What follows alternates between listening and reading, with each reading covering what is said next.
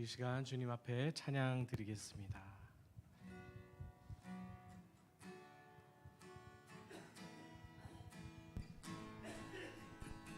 예수 나의 좋은 치료자, 그의 눈이 머무는 곳은 나의 슬픔과 고통. 고개를 들어 그의 눈을 볼 때에 난 알았네. 예수 나의 좋은 치료자, 예수 나의 좋은 치료자, 예수 나의 좋은 치료자. 그의 손길이 닿는 곳은 나의 상처와 아픔. 영원히 흐를 것 같았던 눈물 다 멎었네.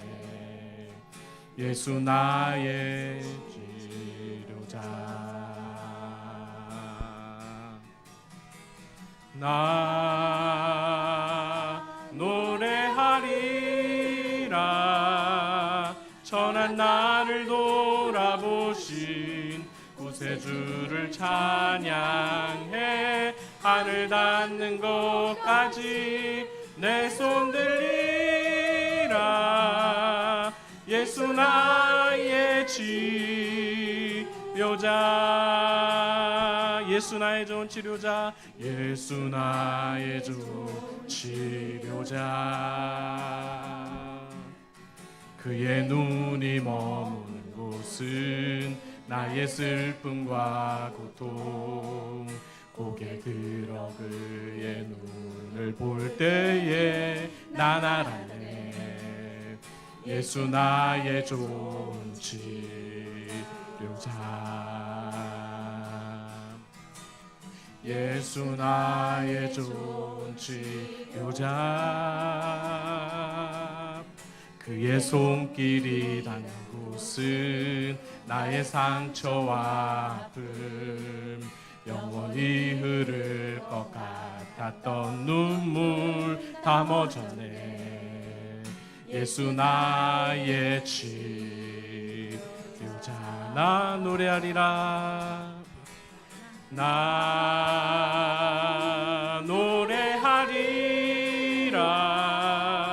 천한 나를 돌아보신 구세주를 찬양해.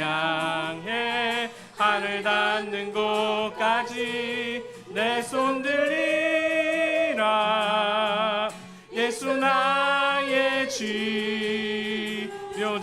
나 노래하리라. 나 노래하리라. 천한 나를 돌아보신 구세주를 찬양해. 하늘 닿는 곳까지 내 손 들리라. 예수 나의 치료자. 누가 내게 부르짖어, 누가 내게 부르짖어 저들을 구원케 할까. 누가 나를 위해, 누가 나를 위해 가서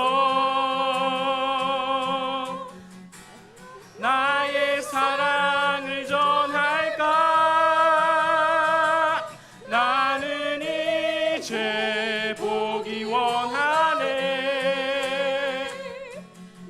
나의 자녀들 살아나는 그날 기쁜 찬송 소리 하늘에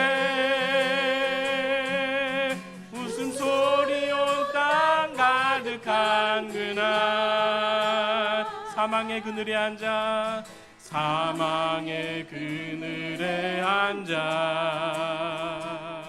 죽어가는 나의 백성들. 절망과 굶주림에 갇힌 저들을 내 마음에 오랜 슬픔 고통의 멍에 매여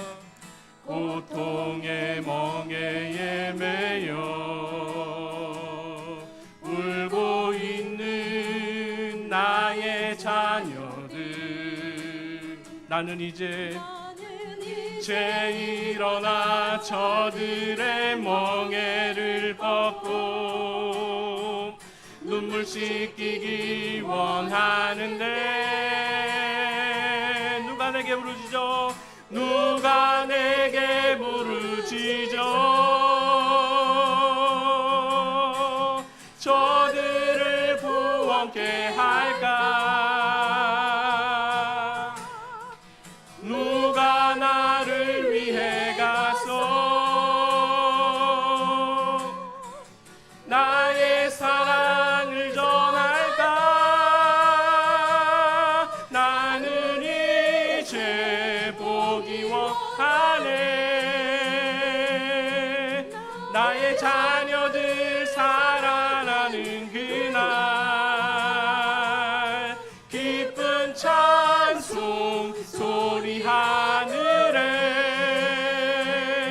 웃음소리 온 땅 가득한 그날 누가 내게 부르짖어 누가 내게 부르짖어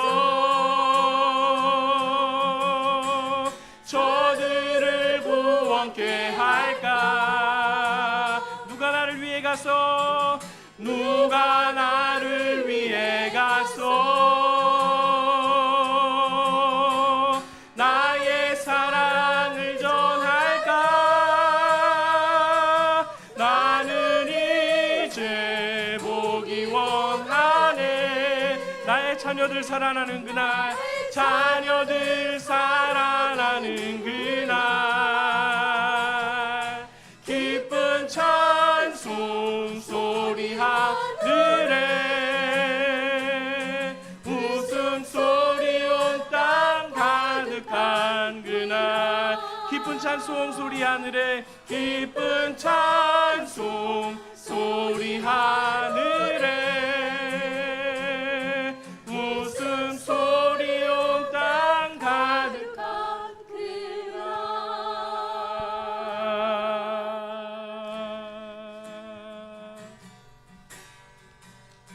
예수 십자가에 흘린 피로써 그대는 씻기어 있는가 더러운 죄 잊게 하는 능력을 그대는 참을지 않은 예수의 보혈로 그대는 씻기어 있는가 마음속에 여러 가지 죄악이 깨끗이 씻기어 있는가 주 예수와 밤낮으로 늘 함께 그대는 행동을 하는가 아무 때나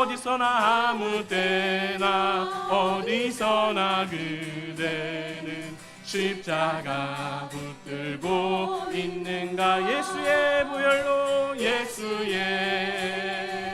보혈로 그대는 씻기어 있는가 마음속에 여러 가지 죄악이 깨끗이 씻기어 있는가 주님 예수 다시 올 때 그때는 영접할 예복이 있는가 그대 몸은 거룩한 곳 천국에 들어갈 준비가 됐는가 아멘 예수의 보혈로 그대는 씻기어 있는가 마음속에 여러 가지 죄악이 깨끗이 씻기어 있는 모든 죄에 더러워진 예복을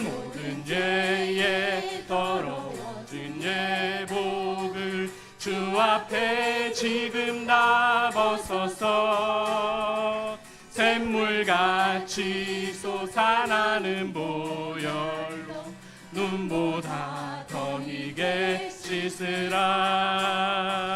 예수의 보혈로 그대는 씻기어 있는가.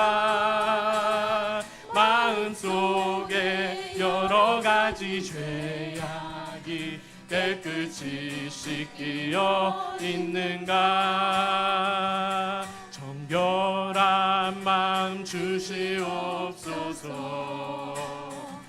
오 주님, 정직한 영을 새롭게 하소서. 정결한 마음 주시옵소서. 정결한 마음 주시옵소서. 오 주님, 오 주님, 우리에게 정직한 영을 주옵소서. 정직한 영을 새롭게 하소서. 나를 주님 앞에서 멀리 하지 마시고 주의 성령을 거두지 마옵소서.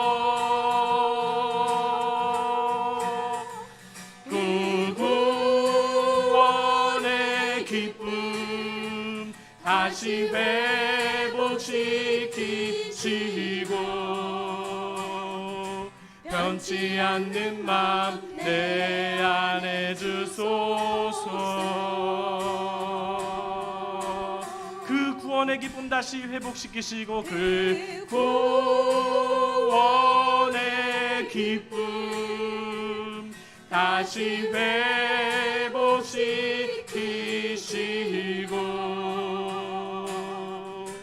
변치 않는 맘 내 안에 주소서. 다시 한번 그 구원의 기쁨 다시 회복시키시고 그 구원의 기쁨 다시 회복시키시고 변치 않는 맘 내 안에 주소서.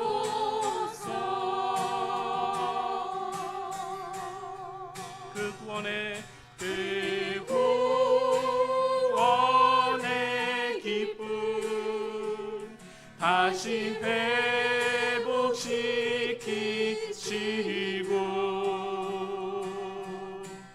변치 않는 맘 내 안에 주소서.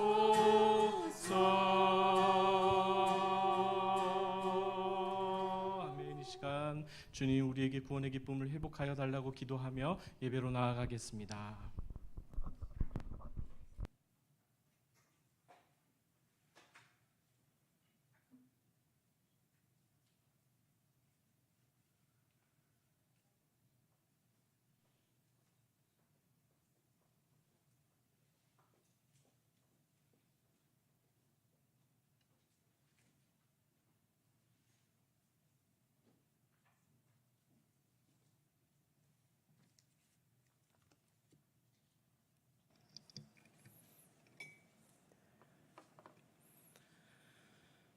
하나님 아버지 감사합니다.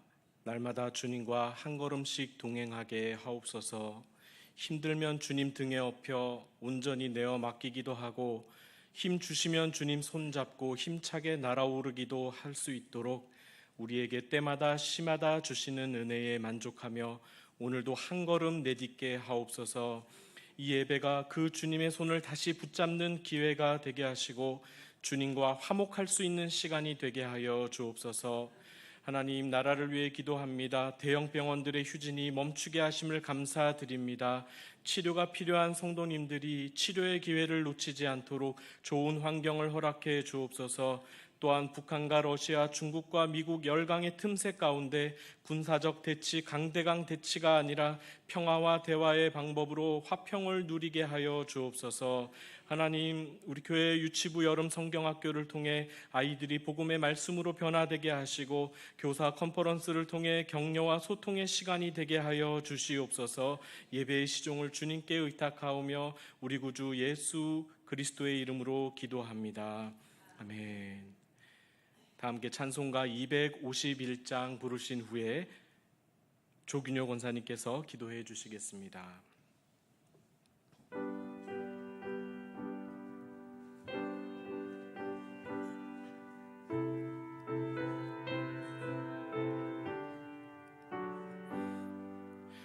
놀랍다 주님의 큰 은혜, 우리의 죄를 속하시려 갈보리 십자가 위에서 어린 양 보혈을 흘렸네. 주의 은혜 우리의 죄를 다 씻었네. 주의 은혜 우리의 죄를 다 씻었네. 죄악은 성난 파도같이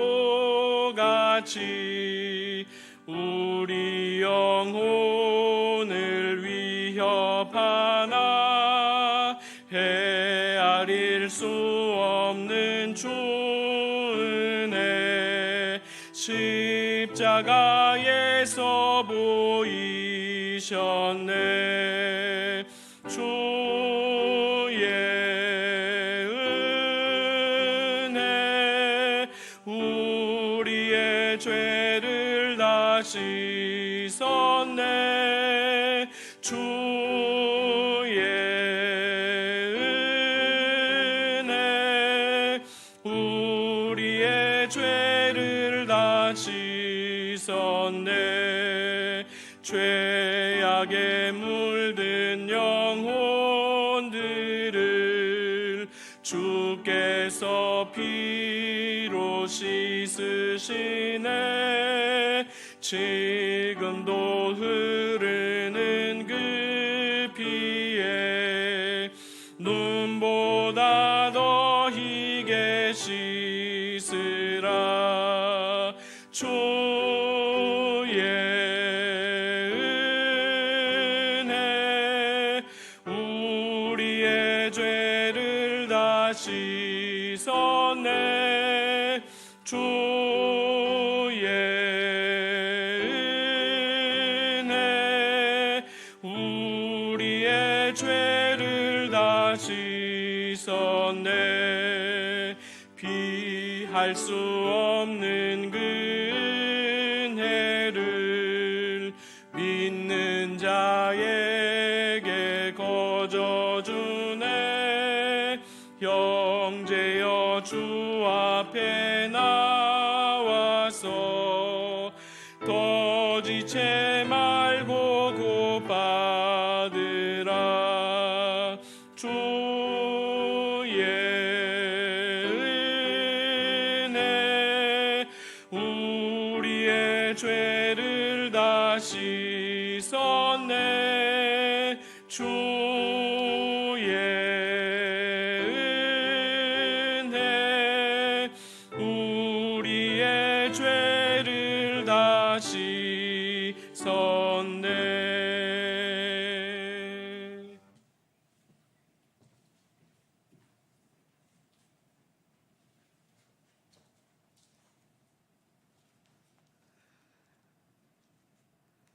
사랑과 은혜가 풍성하신 살아계신 우리 아버지 하나님, 은혜와 사랑을 감사드리고 찬양드립니다. 죄로 영죽을 저희들을 사랑하사 독생자 예수 그리스도를 통하여 생명 주시고 하나님 자녀 되는 권세로 살게 하심 또한 감사드립니다. 그 놀라운 사랑을 알면서도 내 욕심과 내 뜻대로 살아가려는 저희들을 주님 불쌍히 여겨주시고 긍휼과 사랑으로 다시 회복시켜 주옵소서. 오늘 복된 날을 주시어 하루의 삶을 살게 하시고 이 저녁 수요 기도회로 주님 앞에 나와 예배드리게 하시니 참으로 감사를 드립니다. 드려지는 예배를 통하여 주님 영광 받아주시고 저희들에게는 한없는 은혜의 시간, 복된 시간 되게 하여 주옵소서. 이 땅을 지켜주시고 주님의 평화가 이루어져 전쟁이 그치게 하시며 억압과 핍박을 받는 자, 기아와 난민으로 질병으로 말할 수 없는 고통 가운데 있는 저희들을 주님께서 불쌍히 여겨주시어 저들의 눈물을 닦아주시길 바라고 원하옵나이다. 이 땅에 또한 죽어져갈 많은 영혼들을 위하여 세계 만방에 나아가 주의 복음을 전파하는 많은 선교사님들을 하나님 기억하시고 저들의 수고와 눈물과 땀과 희생이 헛되지 아니하도록 아버지의 날마다 지경을 넓혀 나갈 수 있도록 하나님께서 은혜를 베풀어 주시길 원합니다. 이 나라의 민족을 주님의 긍휼과 사랑으로 함께 하시길 간절히 간구하며 의료 사태가 속히 해결되게 하시고 모두가 마음껏 아버지 주님을 기뻐하며 아버지 건강한 삶을 살아갈 수 있는 저희가 되게 하여 주옵소서. 정치하는 위정자들을 붙잡아 주시어 하나님을 두려워하는 저들 되게 하여 주시고 여야가 서로 협력하여 서로 하늘의 지혜를 아버지 부어 주시어서 이 나라를 주님 보시기에 선한 길로 공의가 강같이 정의가 하수같이 흘러넘치는 모두가 살기 좋은 아름다운 선한 나라, 하나님이 기뻐하시는 나라로 만들어가기에 부족함 없도록 하나님 인도하여 주옵소서.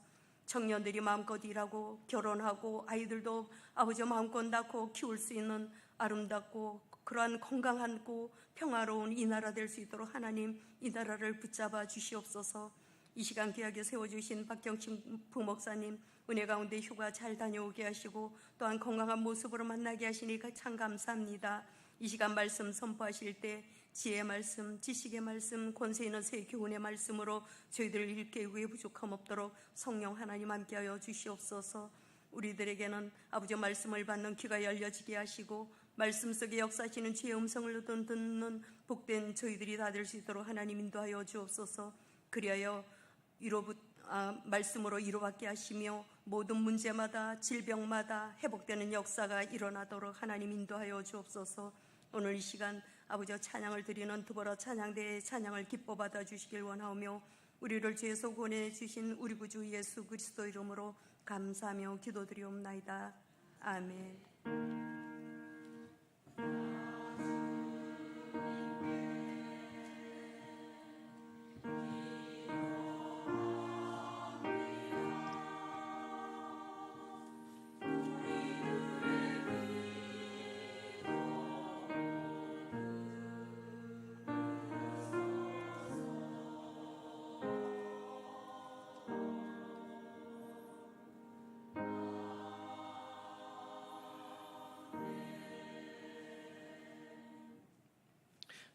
오늘 우리에게 주시는 하나님의 말씀은 사도행전 13장 44절에서 49절 말씀입니다.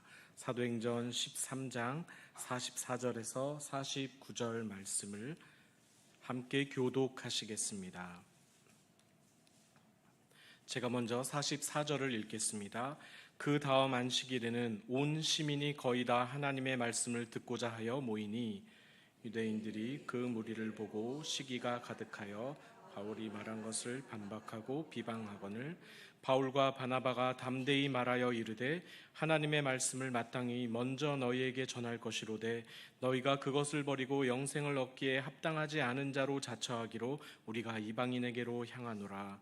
주께서 이같이 우리에게 명하시되 내가 너를 이방의 빛으로 삼아 너로 땅끝까지 구원하게 하리라 하셨느니라 하니 이방인들이 듣고 기뻐하여 하나님의 말씀을 찬송하며 영생을 주시기로 작정된 자는 다 믿더라.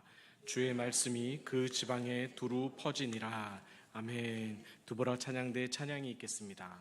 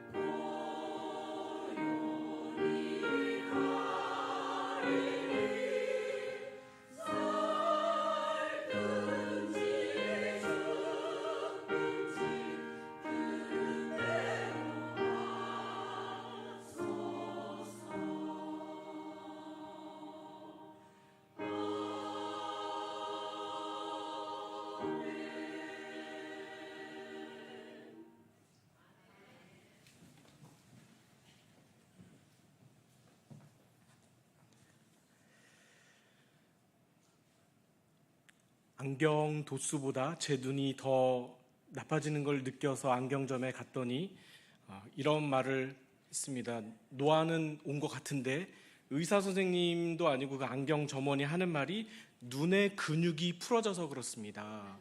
저는 그런 얘기를 처음 들었습니다. 눈에도 근육이 있다는 거를 처음 들었습니다. 그래서 그러면 눈을 근력 운동을 눈 어떻게 해야 되나? 근데 그런 얘기를 한번 들었고, 저는 휴가를 다녀오면 목소리가 이게 편안하게 릴렉스하게 더 이렇게 잘 나올 줄 알았는데 막상 쓰니까 탁 막혀가지고 이게 소리가 안 나오는 거죠. 생각해 보니까 목소리도 이 성대도 근육인데, 근육을 계속 쓰면 소리가 잘 나오지만 근육을 안 쓰면 너덜너덜 풀어지는 것, 지금처럼 꽉 막히고 풀어져 있는 것처럼 소리가 안 나는 것 같습니다. 그래서 이런 생각을 해보았습니다. 믿음도 근육이다.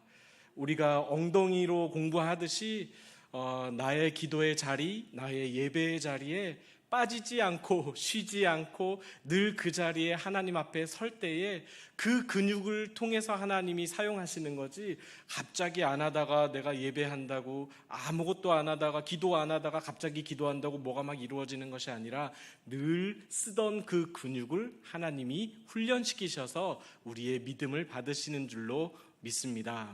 사실 이것은 원고에 없는 얘기인데 갑자기 하고 싶어서 했습니다. 목소리며 눈이며 점점 근육이 풀어지는 그런 현상을 겪고 있는데 쉬운 얘기입니다. 운동을 안 해서 그렇습니다.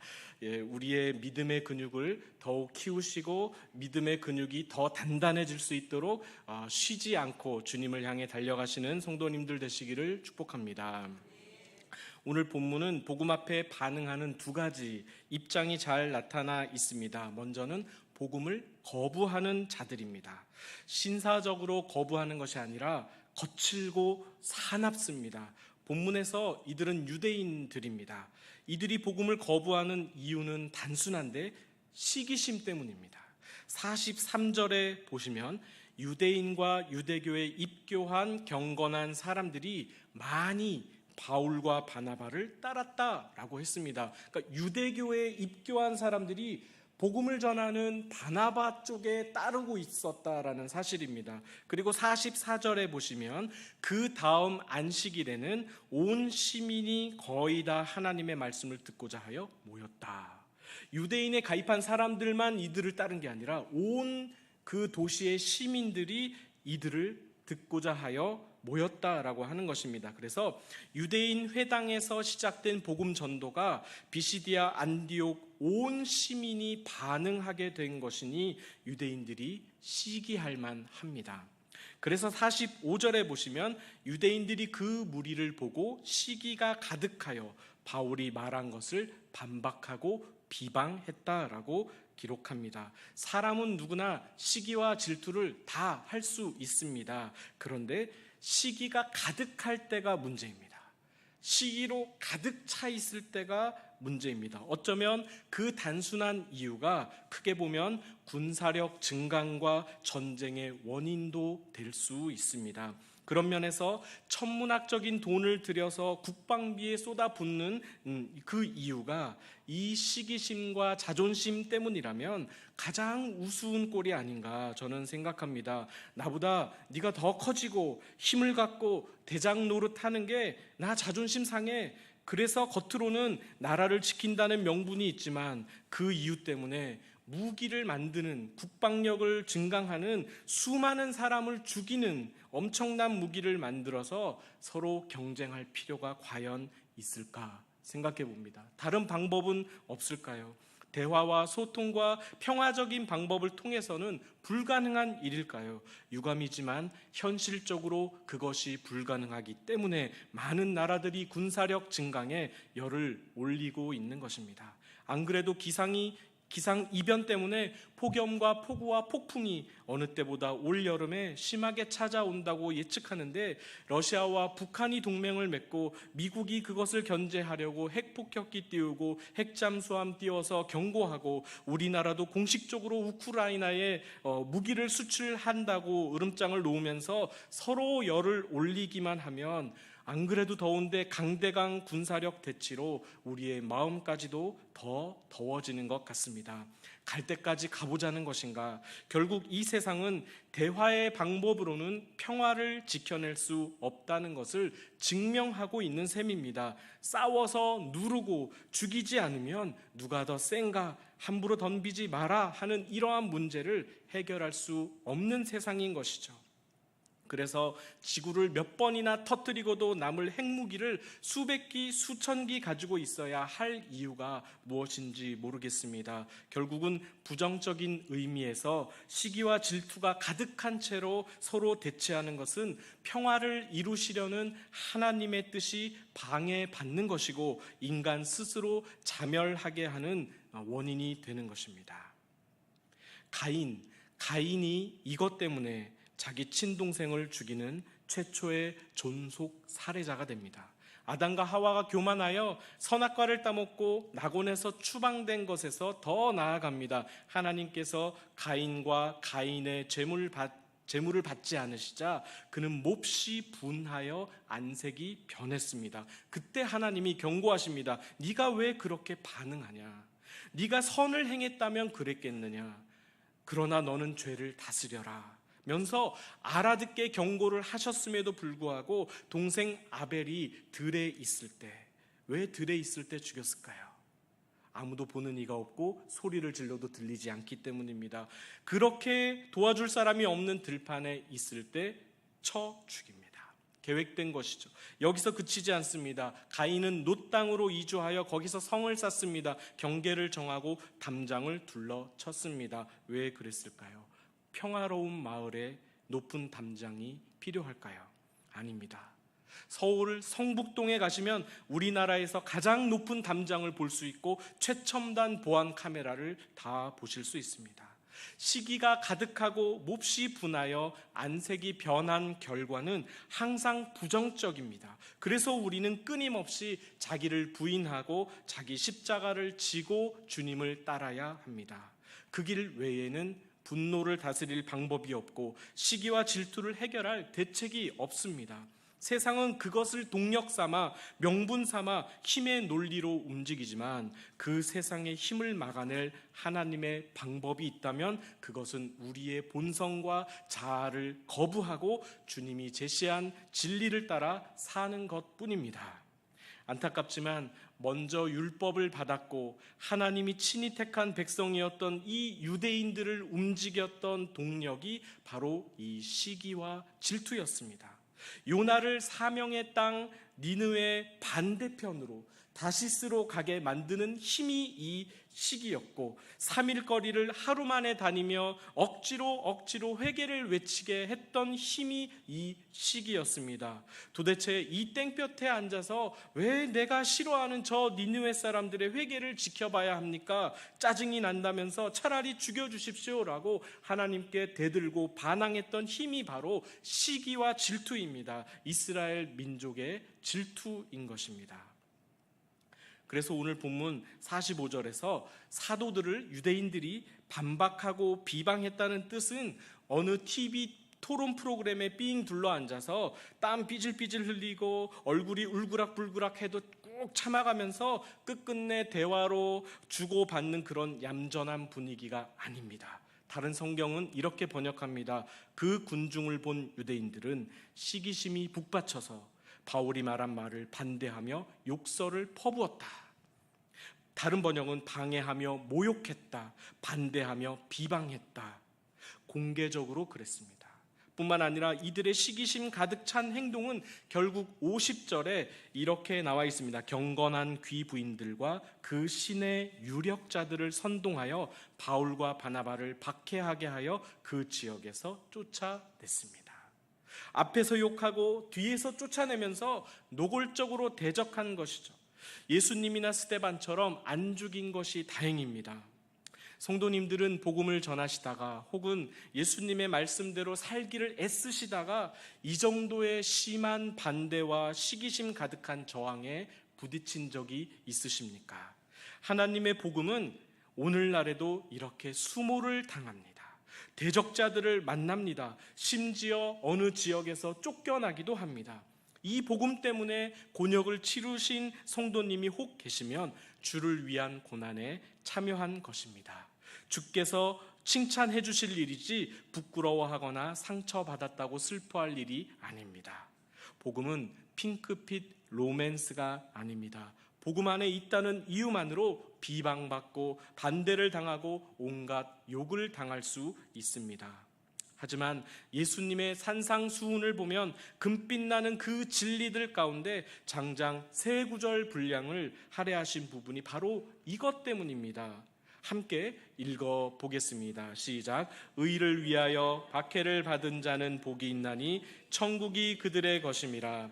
나로 말미암아 너희를 욕하고 박해하고 거짓으로 너희를 거슬러 모든 악한 말을 할 때에는 너희에게 복이 있나니 기뻐하고 즐거워하라. 하늘에서 너희의 상이 큼이라. 너희 전에 있던 선지자들도 이같이 박해하였느니라. 아멘. 다시 말씀으로 돌아가면 복음을 대적하고 반대하는 이 유대인들의 영적인 처지가 얼마나 비참한지 모릅니다. 바울과 바나바가 47절에서 그들을 향하여 이렇게 표현했습니다. 너희가 그것은 하나님의 말씀입니다. 하나님의 말씀을 버리고 영생을 얻기에 합당하지 않은 자로 자처하기로. 이것은 무서운 말입니다. 도대체 이 유대인들이 제정신에 이런 짓을 했을까 하는 생각이 들 정도입니다. 자기들은 영원한 생명을 받을 만한 자격이 없다고 스스로 인정한 것과 같다라고 말합니다. 아니, 이방인들까지 이제 주님께로 돌아오고 있는 판국에 지금 먼저 믿고 믿음을 이방에 전해야 될 유대인들이 시기가 가득해서 하나님의 말씀을 배척하고 거부하고 하나님이 그 아들 예수의 피값으로 대신하여 주시는 이 놀라운 구원과 영생 얻기를 스스로 포기하고 있는 것입니다. 예수님이 피고인으로 빌라도의 법정에 섰을 때 세기의 재판이 열린 것입니다. 피조물이 창조주 하나님을 심판했다라고 하는 것입니다. 우주 역사상 가장 부당한 재판이었는데 그 판결의 기준이 무엇이냐? 유대인들의 고질적인 교만과 질투에서 나온 결과였습니다. 그때 빌라도가 예수를 죽이라고 소리치는 유대인들에게 뭐라고 말했을까요? 마태복음 27장 24절 25절에 보면 이 사람의 피에 대하여 나는 무죄하니 너희가 당하라. 너희가 책임져라. 이렇게 얘기했더니 백성들이 겁도 없이 이렇게 말합니다. 대답하여 이르되 그 피를 우리와 우리 자손에게 돌릴지어다. 이 말이 얼마나 무서운 말인지 아시겠습니까? 예수를 고발하고 사형에 넘기라고 한 책임이 너희에게 있다라고 하니 그러라고 얘기하는 것입니다. 어떤 극도의 감정이 휩싸인 것뿐만 아니라 종교 지도자들의 시기심에 매수된 사람들이 하나님의 아들 메시아를 죽이는 일에 앞장선 것입니다. 맞는 말인지는 모르겠지만 어떤 이들은 이 유대인들의 무식하고 무서운 말 때문에 저주를 우리에게 돌리라고 하는 것과 똑같습니다. 그들이 역사 속에서 수없이 많은 고난을 당하게 됐다고 말하기도 합니다.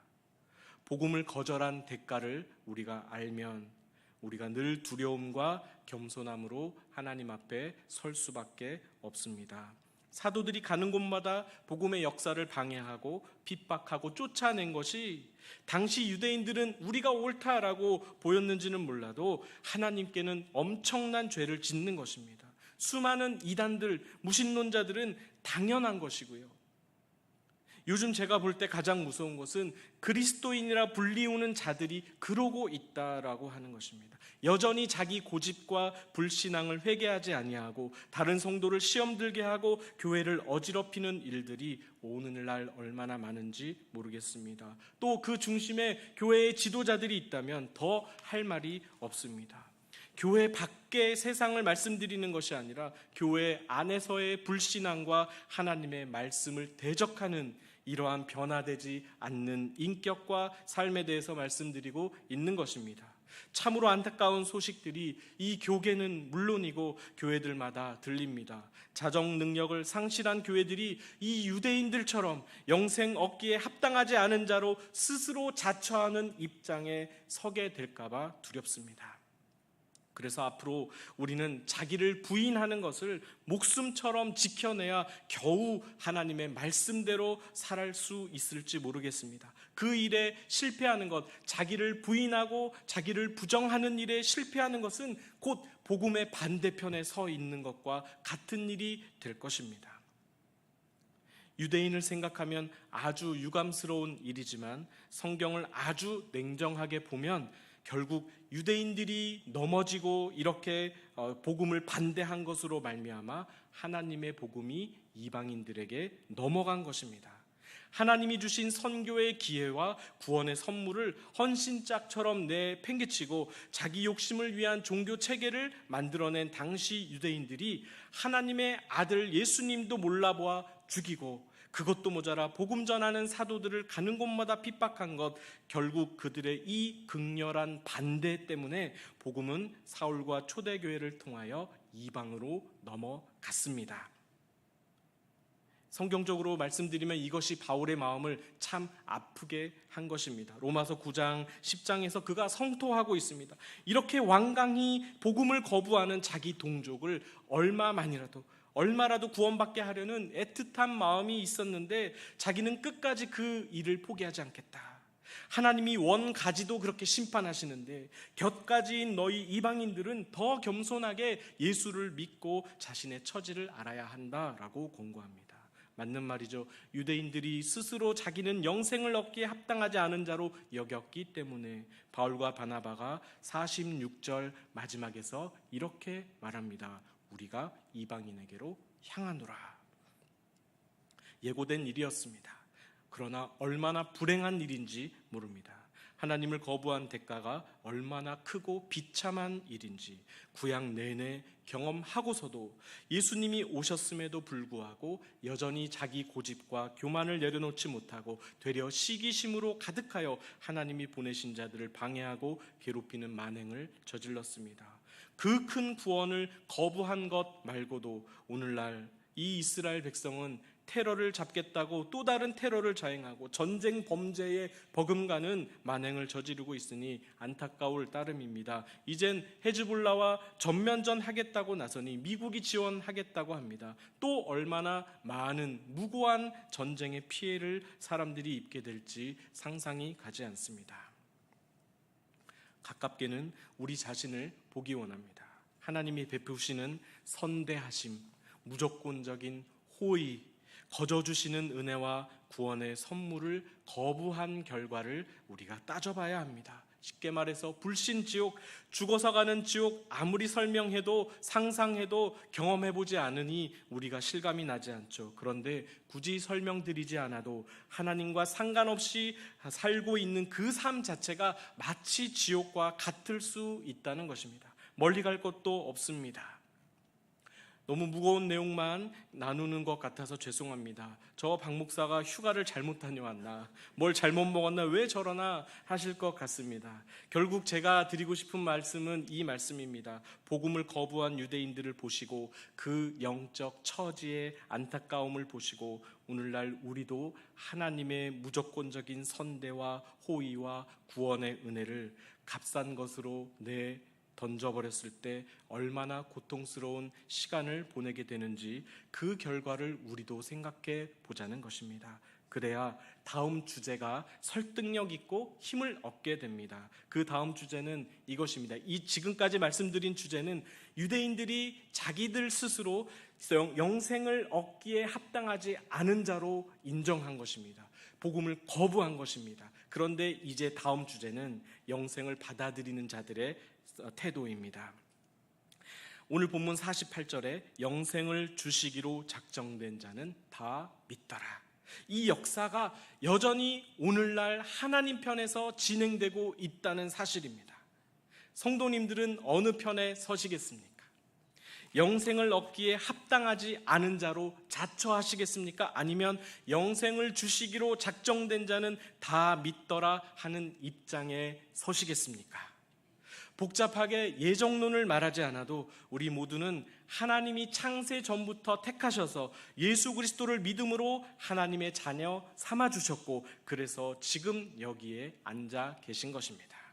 나와야 하니까 습관이 되었으니까 안 나오면 불안하니까 혹시 예배 빠지면 내가 잘못될까 봐 아니면 다른 동기와 의도가 있어서 나오셨습니까? 상관없습니다. 하나님이 택하여 주셨기 때문에 여기 앉아 계신 것입니다. 영생을 주기로 작정되었기 때문이지 내가 한번 제대로 믿어볼랍니다 해서 앉아 있는 분 그리 많지 않습니다. 그것이 어렵거든요. 그래서 우리가 예배 때마다 기억하고 확인해야 할 가장 중요한 것이 있다면 그것은 하나님의 작정하심입니다. 영생을 주시기로 작정하신 하나님의 역사, 예수 그리스도의 십자가 사건입니다. 그래서 이 세상에서 마음 상하고 고단해지고 지친 몸과 마음을 뒤로 하고 주님 주시는 참된 생명과 영원한 생명을 끊임없이 무한리필로 공급받아야 할 자리가 바로 예배의 자리, 기도의 자리인 줄로 믿습니다. 그래서 단적으로 표현하면 예배는 죽음입니다. 예수님의 죽음을 날마다 심지어 매 순간 기억하는 것이 예배입니다. 주님, 오늘 또 내가 죽지 못해 죄송합니다. 자기를 부인하고 주님 말씀대로 살지 못한 채 내 고집과 죄를 따라 산 것을 용서해 주옵소서 하고 탄식하며 내가 죽어지는 자리가 예배의 자리입니다. 구약의 제사가 그랬습니다. 회막이나 성전에서 드린 제사는 고상하거나 세련되지 않았습니다. 매일매일 수많은 백성들이 가져온 가축 피비린내가 진동하는 곳이었고 죽은 가축의 사체를 태우는 냄새가 온 성전에 가득한 곳이었습니다. 치열한 곳이었습니다. 오늘 내가 이 제사를 통해서 하나님 앞에 죄를 고하고 용서받지 못하면, 그리고 내가 데려온 저 가축이 내 죄를 짊어지고 대신 죽지 못하면 그 죄의 대가를 내가 다 받아야 했기 때문입니다. 그래서 내 목숨이 걸린 치열한 곳이 바로 성전이었습니다. 그런데 그 모든 죄의 대가를 우리 구주 예수 그리스도께서 한 방에 다 해결해 주셨으니 이제 우리는 다시 제사할 필요가 없고 피비린내, 고기 탄 냄새 다시 맡지 않아도 되니 얼마나 놀라운 하나님의 사랑입니까? 그런데 그런 가장 값지고 소중한 사랑을 무시한 채 그건 나를 위해 당연한 것 아니야? 날 사랑한다면서 그 정도도 못해? 예배 때마다 나를 사랑해달라고, 내 기도를 들어달라고, 내가 이것도 갖고 싶고 저것도 갖고 싶은데 저 성도가 미우니 주님 어떻게 좀 해주세요 하면서 마치 하나님이 나를 섬겨야 하는 것처럼 착각하고 내가 먼저 하나님 말씀대로 복음과 성경대로 살 생각은 하지 않고 하나님을 내 생각대로 움직이고 싶어서 우리가 예배하는 것은 아닌지 되돌아볼 필요가 있다고 봅니다. 그러한 제사는 받아들여지지 않습니다. 하나님이 원하시는 제사는 순종입니다. 순종의 모범이 되신 예수님을 보면서 순종하지 못하는 내 고질적인 문제를 놓고 주여 불쌍히 여겨 주옵소서 하고 처절하게 부르짖어야 하는 곳이 바로 예배의 자리입니다. 예배에서 그것이 다루어지지 못하면 지금 교단 총회장도 불륜 문제로 팍팍 쓰러지는 이 시대에 무슨 수로 우리가 믿음을 지키겠습니까? 말하면서도 마음이 아프고 지금 마귀가 우는 사자처럼 두루 다니며 산길차를 찾는 이 시대에 할 수만 있으면 교회고 그리스도인이고 시험에 들게 하고 넘어뜨려서 하나님으로부터 떠나게 하려고 길을 쓰는 이 시대에 우리의 이 연약한 믿음을 우리가 어떻게 끝까지 지켜낼 수 있겠습니까? 하나님이 택한 유대인들이 복음을 거절하고 반대하고 비방하고 욕을 퍼붓고 하는 사이 어떤 일이 벌어지는지 보십시오. 영적으로 소외됐고 헐벗고 굶주렸던 이방인들이 복음 앞에 반응하고 있습니다. 48절을 우리 함께 읽어보겠습니다. 시작. 이방인들이 듣고 기뻐하여 주시기로 작정된 자는 다 믿더라. 아멘. 성도님들은 말씀을 듣고 예배하실 때마다 기쁨이 있으십니까? 성령 충만한 결과는 기적이 나타나고 손에서 장풍이 나가는 것 이상의 차원입니다. 그것이 기쁨이라고 하는 것입니다. 치유의 기적보다 훨씬 더 강력한 성령의 역사가 우리 마음에 기쁨이 회복되는 것입니다. 십수년 직분 맡고 예배하고 교회에서 보낸 시간이 얼만데 여전히 기쁨이 없으시다면 마를 대로 말라버린 샘물을 붙들고 물이 나오기를 기다리는 그 애타는 마음과 똑같은 것입니다. 그래서 성도님들 구하십시오. 성령께서 충만히 임재하셔서 내 마음의 샘에서 물이 솟아나기를 위해 기도하십시오. 기쁨이 내 마음과 생각을 지배하도록 기도하시고 환난과 어려움이 와도 두려워하거나 불안해하지 아니하고 도리어 기뻐하게 해달라고 구하십시오. 성령 충만의 또 다른 결과는 찬송입니다. 구절에 다 있습니다. 오늘 우리가 읽었던 성경 구절에 다 있습니다. 이방인들은 하나님의 말씀을 찬송했다라고 합니다. 찬송은 하나님의 이름을 높이는 것이고 하나님이 행하신 일을 널리 알리고 칭찬하는 것입니다. 우리의 마음에 그 찬송이 울려 퍼지고 있습니까? 아니면 하나님께 대한 원망과 불신이 울려 퍼지고 있습니까? 하다못해 그 불신과 원망을 다른 사람들에게 퍼뜨리고 계십니까? 어느 편에 설 건지 확실하게 정하셔야 합니다. 내가 하나님의 말씀을 찬송하는 삶을 살 것인가? 맨날 이것도 못마땅하고 저것도 시험 든다면서 어쨌네 저쨌네 시기심에 가득 차서 불평과 비방으로 가득 찬 삶을 살 것인가? 우리가 아무리 하나님 앞에 떼쓰고 우리가 불평과 짜증을 낸다 해도 사실 하나님은 놀라지도 않습니다. 수천 년 동안 들어온 이야기들이거든요. 이 원망을 수천 년 들었는데 하나님이 눈 하나 깜짝 하신다면 벌써 큰 변화들이 일어났겠죠. 그런데 그런 소리는 하나님이 잘 듣지 않으십니다. 불평과 원망과 반대와 비방에 대해서 하나님의 반응은 언제나 단호하셨습니다. 그 뿌리가 불신이기 때문입니다. 하나님은 하실 수 없어. 하나님 당신은 무능력한 분이십니다. 당신이 이렇게 돌아가고 교회들이 이렇게 되는데도, 세상이 이렇게 돌아가고 교회가 이렇게 되는데도 당신이 도대체 한 게 무엇입니까? 하고 따지는 것과 같습니다. 그러나 영생을 주시기로 작정된 자들, 복음을 듣고 기뻐하고 하나님의 말씀을 찬송하는 자들은 똑같은 현실을 마주하게 될지라도 그들은 기도합니다. 무릎을 꿇습니다. 안타깝고 불쌍하고 할 말이 없어서 하나님 앞에 나와 중보합니다. 주님, 용서하여 주옵소서. 자비를 베풀어 주옵소서. 이 땅을 긍휼히 여겨 주옵소서. 앞으로 이 세상은 더욱 혼란스러워질 것이고 교회들은 더욱 쇠락해져 갈 것입니다. 믿음을 지키기 위해서 마음을 단단히 드셔야 합니다. 세상은 혼란이 더욱 가중할 것입니다. 그때마다 나는 어느 편에 서야 할지 고민하시고 생각하시고 기도하셔야 합니다.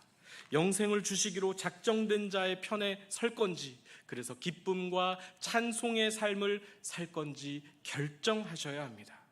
그렇지 않으면 나도 모르게 어느새 영생을 얻기에 합당하지 않은 자로 자처하는 삶, 복음에 합당하지 않은 삶, 도리어 하나님 말씀을 반대하고 비방하는 편에 서서 복음의 역사를 반대하고 방해하는 죄를 범하게 될 것입니다. 두려운 마음으로 날마다 예배하고 기도하며 하나님의 말씀에 순종하며 살게 되기를 게을리하지 마십시오. 제가 서두에 말씀드린 것처럼 우리의 순종의 근육들을, 믿음의 근육들을 끝까지 더 탄탄하게 유지시키시기 위해서 쉬거나 시험에 들지 마시고 그럴 때마다 더 하나님 앞에 나와서 이 마음을 부여잡고 하나님 이 마음을 붙들어 주시라고. 내가 이 상황에서도 기쁨으로 반응하기 원하고 어렵지만 힘들지만 억울하지만 하나님 앞에 찬송으로 반응하기 원한다고 끝까지 주님께 붙어 계셔야 합니다. 하나님의 성령이 성도님들의 마음과 삶을 더욱 굳건하게 붙들어 주실 것입니다. 기도하겠습니다. 사랑과 은혜가 충만하신 하나님 아버지, 유대인들이 예수님을 죽이고 복음을 반대하고 욕한 것 때문에 저들의 신세가 얼마나 비참해져 있는지 살펴보았습니다. 예수 믿는다는 우리 또한 그런 교만과 불신앙의 죄에 빠질까 두렵사오니 주여 우리에게 긍휼을 베풀어 주시어 날마다 자기 십자가를 지고 예수 그리스도를 따르는 은혜를 부어 주옵소서. 하나님이 작정해서 이 자리에 앉아 있으니 감사드립니다. 구원의 기쁨을 회복시켜 주시고 날마다 주님을 찬송하는 입술이 되게 살게 하여 주옵소서. 주변에 주님을 믿지 않음으로 죄와 죽음과 심판을 향해 달려가는 자들에게 우리가 먼저 다가가게 하시고 기도하게 하시고 주님 앞으로 그들을 인도할 수 있도록 우리를 사용하여 주옵소서. 복음의 삶을 우리가 먼저 살게 하여 주옵소서. 전도의 문들을 열어 주옵소서. 그리하여 영생을 주시기로 작정된 자들이 주님을 믿는 부흥의 역사를 경험하게 하여 주옵소서. 예수님의 이름으로 기도하옵나이다. 아멘. 옆에 있는 분들과 인사하겠습니다. 당신은 영생을 얻기로 작정된 자입니다. 네, 거부하시는 분들 안 계시죠? 네, 나는 거부합니다 이런 분 안 계시죠? 다행입니다. 네, 자세한 광고는 주보를 참조해 주시기 바랍니다. 다 함께 찬송가 529장 부르신 후에 주기도문으로 수요 예배를 마치겠습니다.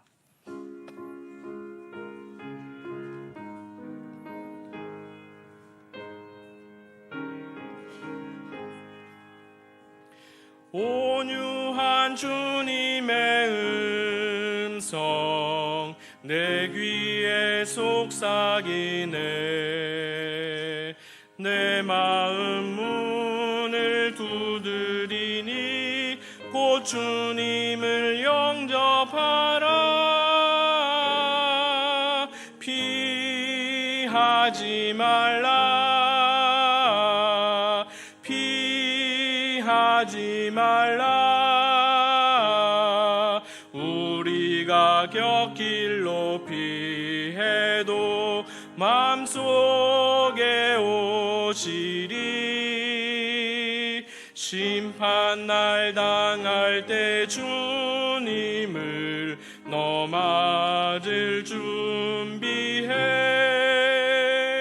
마음속에 주님을 영접하라.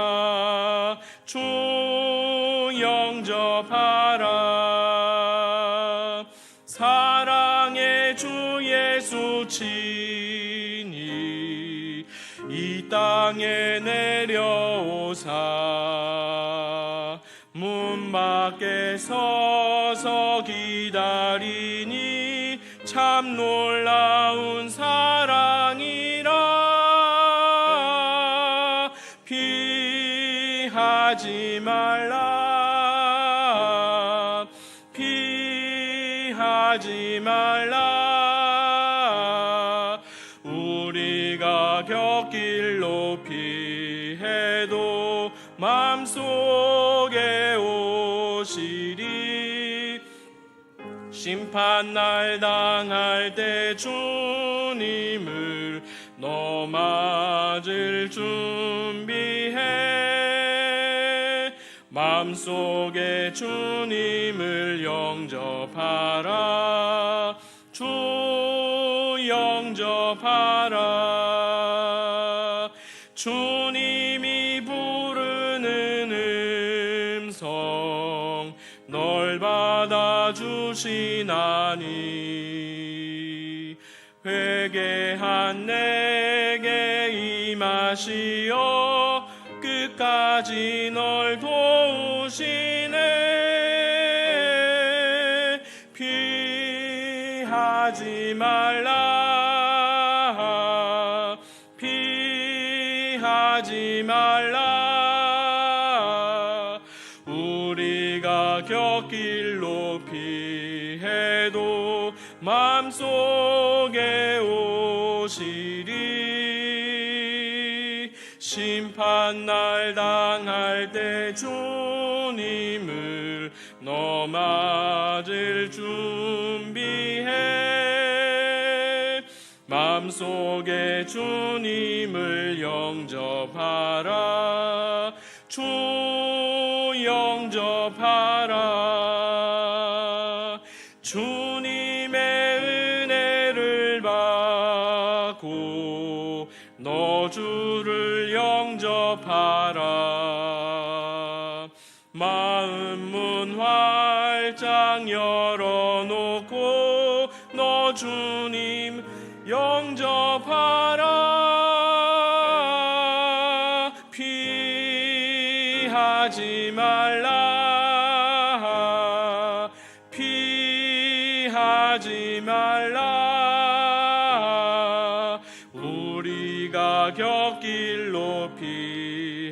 때도 마음속에 오시리.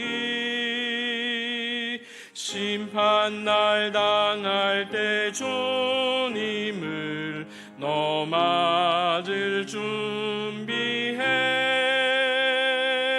마음속에 주님을 영접하라. 주